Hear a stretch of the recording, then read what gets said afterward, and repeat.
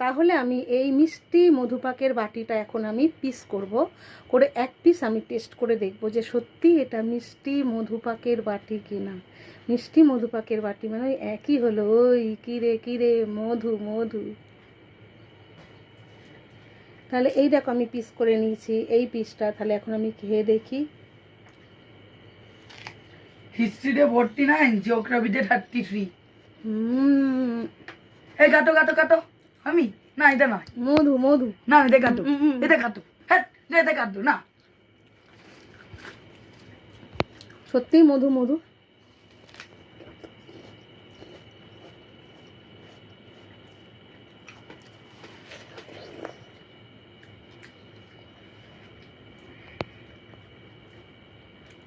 মিষ্টি মধুপাকের বাটি নামটা আমার সার্থক লেগেছে।